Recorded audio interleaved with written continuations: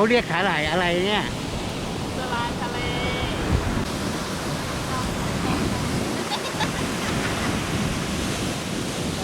ก็มีเหมือนกันเลยไหมมันจะ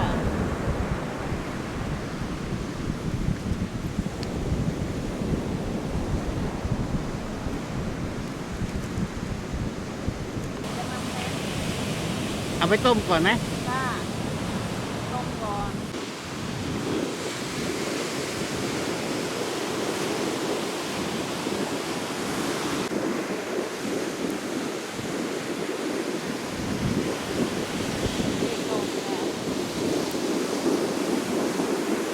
เขาเรียกสาหร่ายทะเลใช่ไหม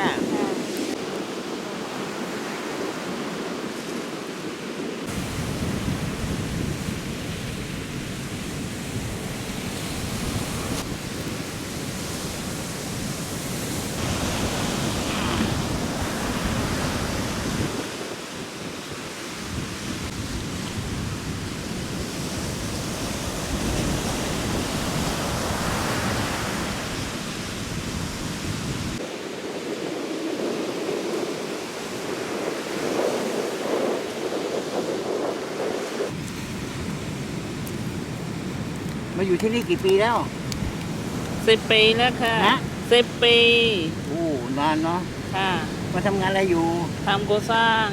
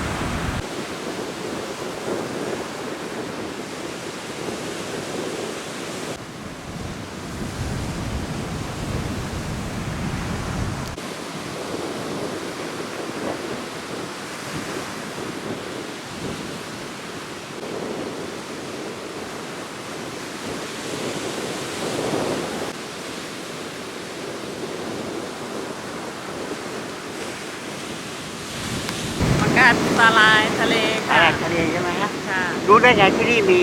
มีรู้เคยแก็บเอาไว้มันเหมือนกับของที่พม่าไหมเมินค่ะอืมอันนี้กินได้เปล่ากินได้เรา